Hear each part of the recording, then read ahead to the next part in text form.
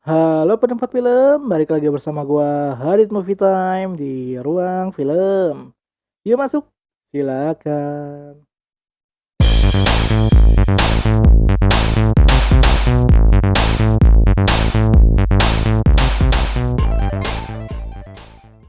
Oke penikmat film, kali ini gua kembali ngebahas film-film Indonesia karena ini adalah edisi spesial Hari Film Nasional. Dan kali ini gua akan ngebahas bahasa film season kedua. Karena di tahun sebelumnya gue pernah ngebahas bahasa film. Dan kali ini gue record nih. Waktu dulu kan gue hanya record suara, kali ini gue record videonya atau gambarnya juga ya. Dan kita langsung nih bahas bahasa film season kedua. Ada bahasa apa aja ya di perfilman? Langsung saja kita ke serba-serbi film. Oke, penikmat film. Kali ini kita akan bahas beberapa kata atau beberapa bahasa yang ada di perfilman. Kali ini ada dalam unsur pembuatan skrip dan skenario film. Ada bahasa apa aja? Langsung saja kita bahas di serba-serbi film kali ini. Oke, yang pertama ada kata atau bahasa action. Action yang di sini bukan berarti film action ya. Action dalam pembuatan skrip dan pembuatan film ini berarti bahwa sutradara memerintahkan kepada pengambil gambar atau kameramen untuk merecord adegan yang dituangkan dalam skrip. Dalam arti memvisualisasikan penggambaran dalam skenario tersebut. Jadi langsung difilmkan lah jatuhnya nih adegan tersebut. Nah, kata-kata action ini biasanya keluar dari kata-kata dari omongan sutradara yang berarti start, filmnya dimulai. Ya, bisa ibaratnya ada klip itu dalam arti alat film yang menggambarkan adegan keberapa, pengambilan gambar keberapa, lalu dalam waktu berapa menit pengambilan gambar tersebut. Nah, klip itu ibaratnya dicetrekin ya, track gitu, action gitu. Jadi udah nggak ada lagi tuh suara-suara yang boleh keluar selain dialog, dan juga nggak boleh ada yang unsur di luar dari film kayak orang lewat atau segala macam. Lanjut nih, ada big close up atau BCU singkatannya, pengambilan gambar jarak dekat nih, yang dimana dalam metode-metode pengambilan gambar saat syuting diperlukan untuk mengambil kayak ibaratnya unsur mimik wajah atau karakteristik dari pemerannya tersebut untuk mengadegankan atau memerankan karakter tertentu agar lebih pendalamannya dapet. Misalnya kayak kita unsur sedih di mimik mukanya tuh langsung disorot, di zoom lah istilahnya, diambil gambar besarnya tapi tidak menghilangkan unsur-unsur yang ada di film tersebut.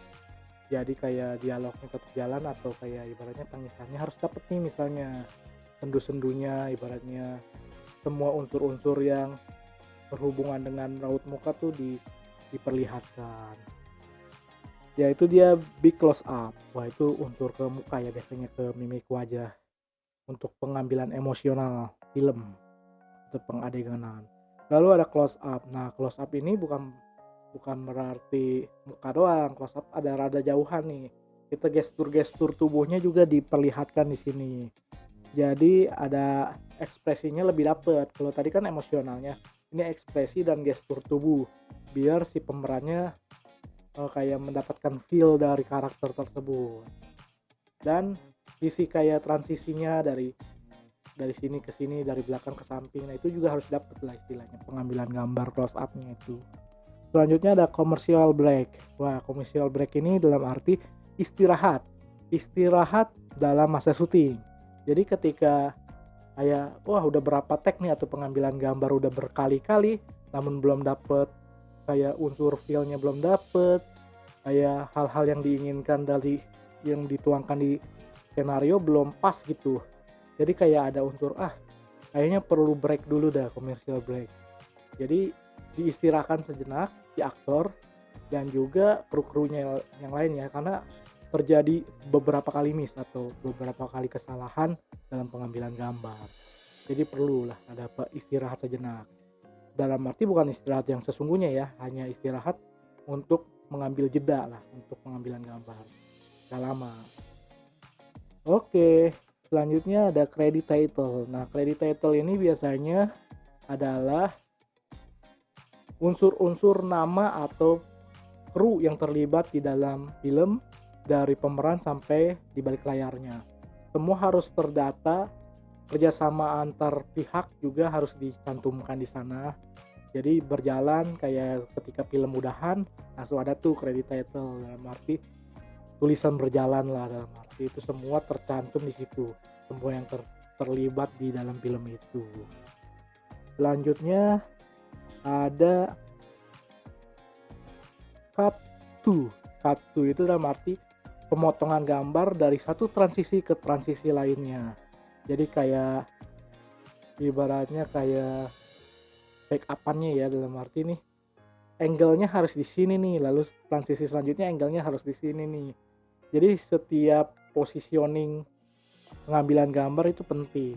Misal orang berjalan ke, mundur ke, maju, atau langkah-langkah kakinya atau segala macam.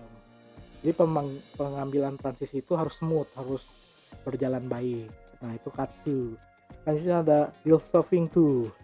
Nah, dissolving to ini menunjukkan bahwa ada kayak problem dalam pengambilan gambar, yaitu gambar kabur, dalam arti kayak burem-burem gitu, tidak fokus dalam arti ya. Jadi pengambilan gambar ketika diambil sama kameramennya, mereka gak sadar bahwa di balik layar, ketika layar di close up itu ternyata masih kurang fokus kepada si objek gambarnya itu atau si pemerannya. Jadi itu ada dissolving problemnya di situ. Jadi kudu dipotong lah dalam arti, dan di take ulang. Selanjutnya ada dialog. Nah, orang-orang udah pada tahu ya kalau dialog ini ya. Kayak dialog tuh kata-kata atau kalimat yang diucapkan yang tertera di dalam skenario juga untuk diungkapkan oleh si aktor agar komunikasi antar peran karakter dengan karakter berjalan. Itu dialog. Jadi 2. Kalau prolog itu 1. Jadi satu orang berbicara kepada dirinya sendiri biasanya ya. Jadi karakter itu memiliki kepribadian, akhirnya dia berbicara pada dirinya sendiri untuk misalnya masalah hidup atau segala macam, atau kayak penceritaan awal hingga akhirnya si karakter itu memiliki pesan tersendiri yang ingin disampaikan melalui prolognya, itu kata-kata yang dikeluarkan dari mulut sang aktor. Selanjutnya ada durasi. Nah, semua orang udah pada tahu ya kalau durasi itu berhubungan dengan waktu, kapan berhentinya, dan film ini memiliki jumlah durasi berapa lama, dalam arti keseluruhannya di total lalu memiliki durasi sekian. Dan itu juga penting ya durasi ya, karena di bioskop itu kalau durasinya kepanjangan, pihak bioskop pun kadang-kadang berpikir laku nggak nih film dengan durasi sekian gitu. Atau sebaliknya ada masalah tentang sensor kah segala macem. Jadi unsur yang tidak bertele-tele lama padat itu bagus. Tapi kadang-kadang kalau memiliki banyak unsur atau hal-hal yang ingin diceritakan, memang perlu durasi yang lebih panjang. Kayak film yang akhir-akhir ini kayak film Batman atau apa, itu kan memiliki durasi yang panjang karena ingin menceritakan banyak hal gitu. Cuman harus mengingat ya, durasi bioskop itu sepanjang-panjangnya ya sekitar 2 jam lah. Atau paling banyak sih rata-rata paling lamanya itu 3 jam. 3 jam penayangan itu udah pegal juga ya nontonnya. Tapi kalau filmnya asik sih, asik juga untuk diikutin. Selanjutnya ada establishing shot. Nah, biasanya disebutnya dengan establish. Nah, ini pengambilan gambar secara penuh ya. Jadi terlihat secara keseluruhan look dari karakter atau pemeran tersebut. Dari positioningnya itu angle-nya paling penting di sini. Letak-letaknya dari atas ke kameranya atau dari bawah, pokoknya di objeknya itu terlihat semua keseluruhan. Dan ini gestur tubuh semualah diperhatikan dalam adegan ini yang paling berat. karena unsurnya semua harus diperlihatkan. Ya, itulah. Kadang-kadang juga membutuhkan lokasi yang cukup besar nih untuk masalah kayak gini.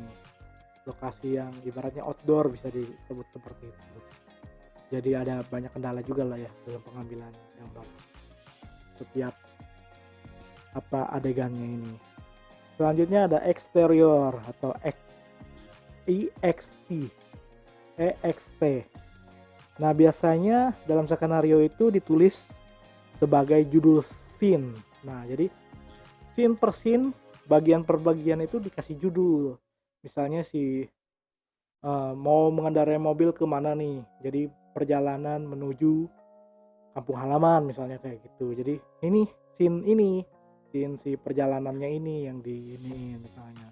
Jadi judul-judulnya itu yang di setiap scene dikasih judul kayak gitu, biar nggak lupa ya, karena film itu kayak puzzle, nggak bisa diambil dari awal atau dari akhir, bisa juga dari tengah.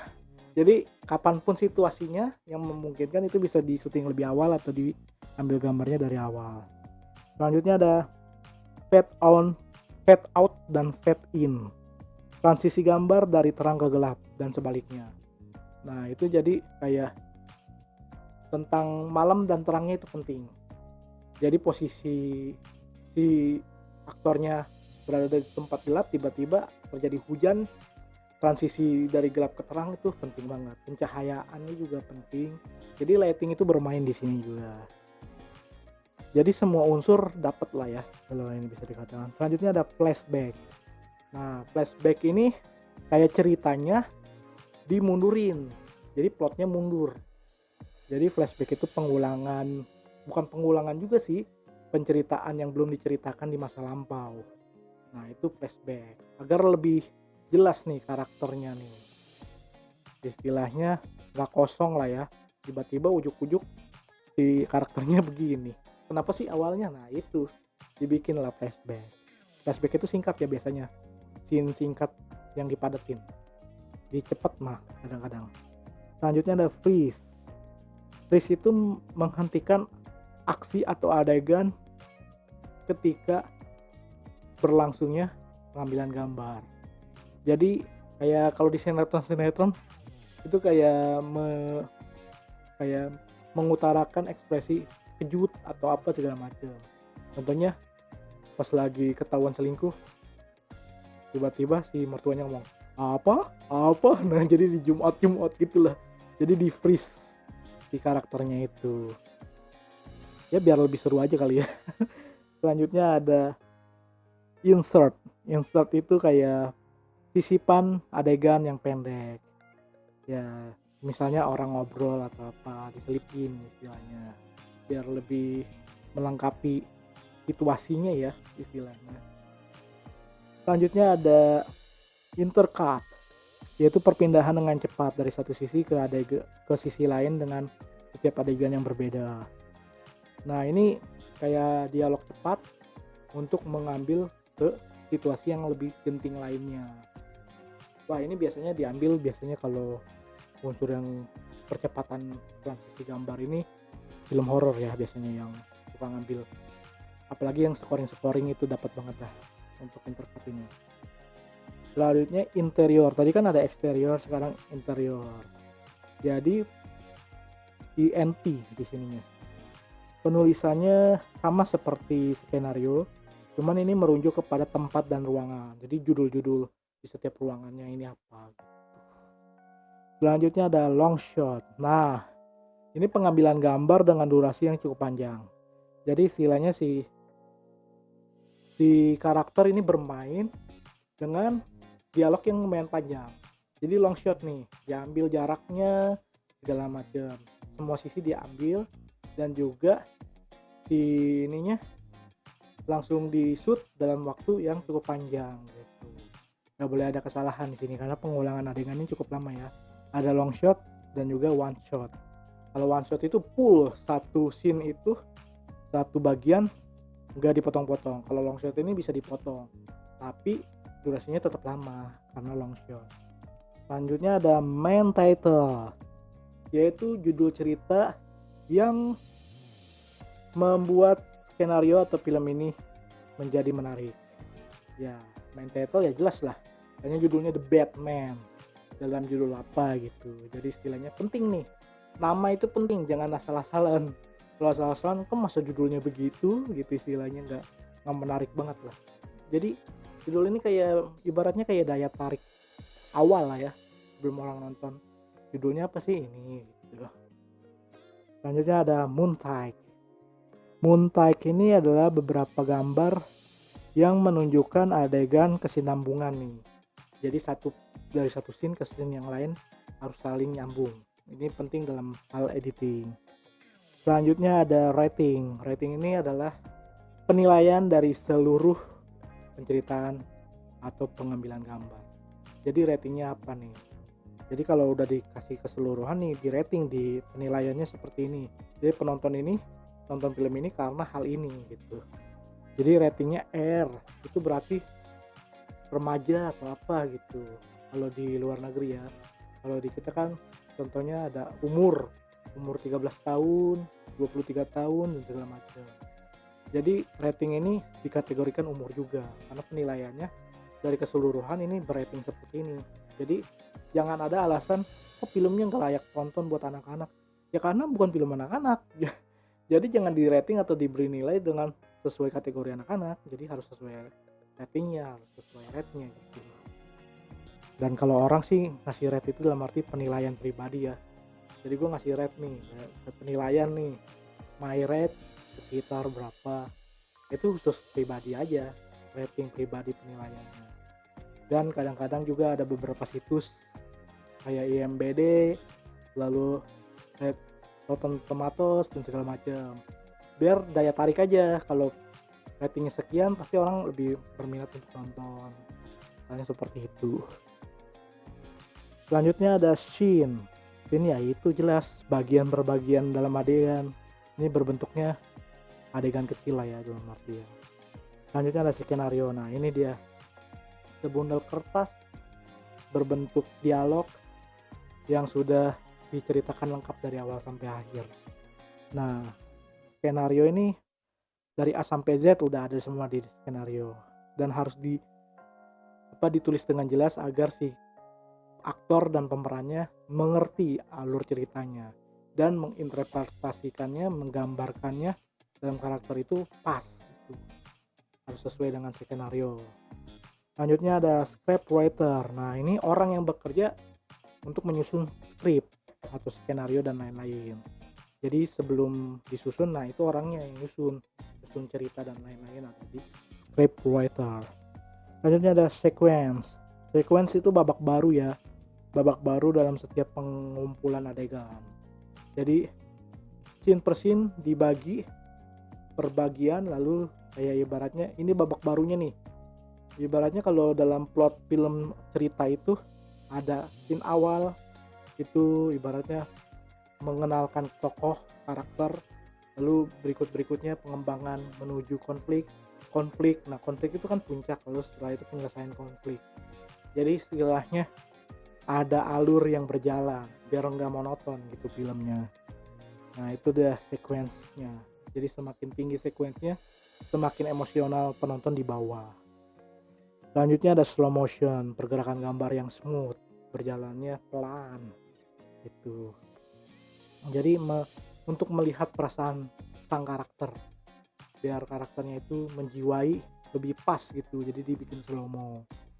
Selanjutnya ada sound effect. Nah sound effect ini visual effect ya, biasanya ada di film-film action atau film-film animasi lah, karena dia kayak unsur-unsur kayak aura atau segala macam divisualisasikan di sini.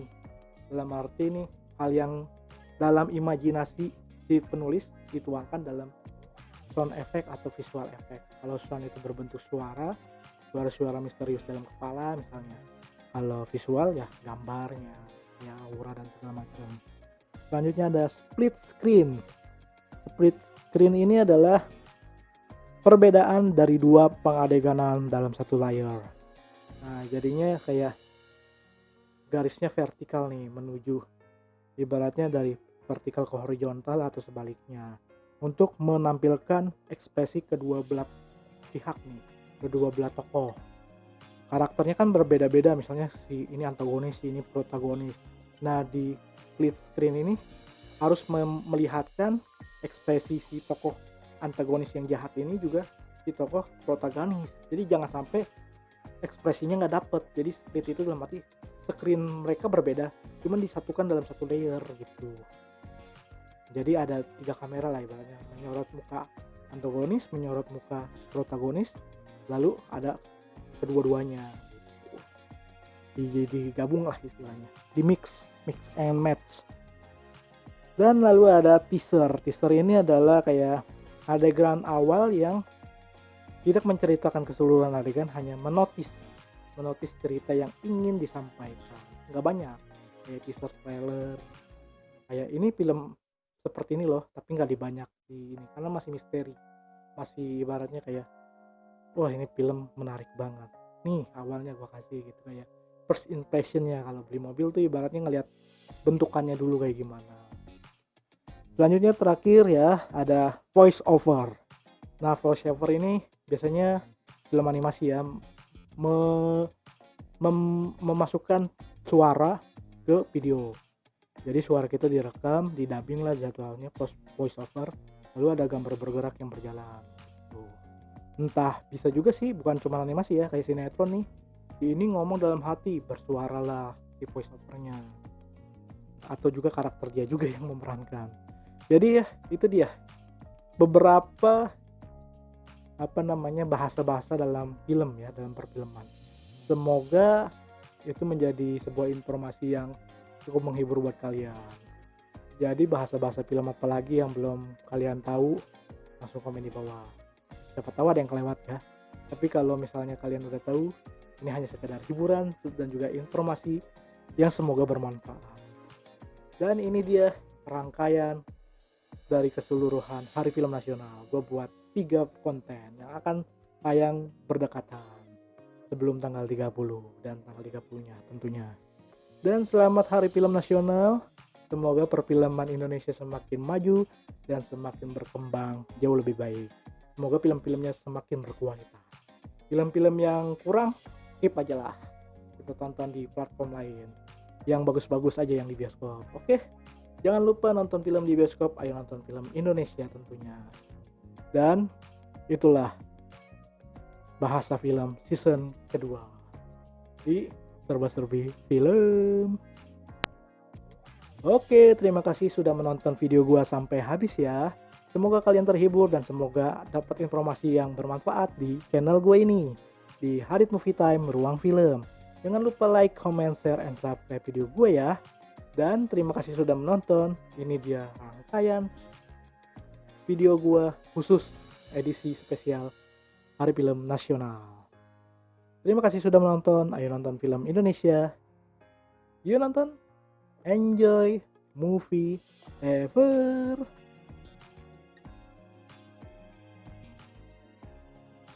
Hadit Movie Time.